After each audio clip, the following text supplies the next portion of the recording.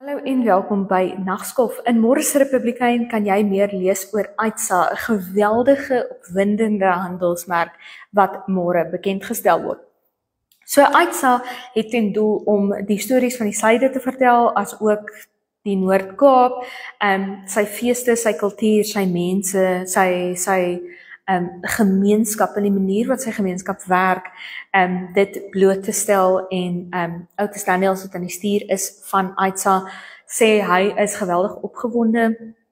Hy moes verhuis na sy geboorteplek Luderitz om Aitsa oor te neem, maar dit is nie net Luderitz nie. Hy sê as mens op reis is of jy gaan op vakansie, is jy so gejaag om by jou eindbestemming uit te kom dat jy nooit regtig langs die pad stop en bietjie afdraai, dalk 'n koffietjie gaan drink op Als byvoorbeeld en die mense daar leer ken, die atmosfeer en die dorpie leer ken en die stories wat die dorpie vir jou kan vertel.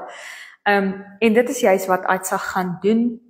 Carla Haak wat die ontwerp gedoen het, 'n baie kenmerkende styl wat Aitsa het. Sy die ontwerp gedoen en sy sê daar's 'n baie belangrike ontwerp element wat herinner aan 'n kronkelpad. Of dit nou die syde se kronkelpaadjies is, of dit die lewe se kronkelpaadjies is.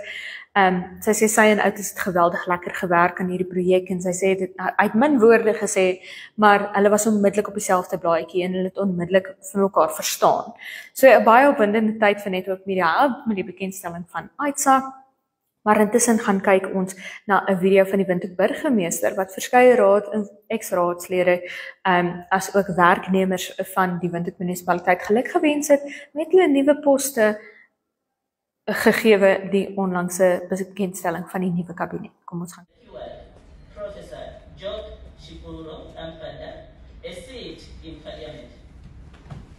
In recognition of the contribution he has made to the development of our city, on Tuesday, 18 March 2025, the city paid tribute to council member Professor Job Chipuro Ampanda, our colleague and dedicated young leader, who has been revered member of this August House.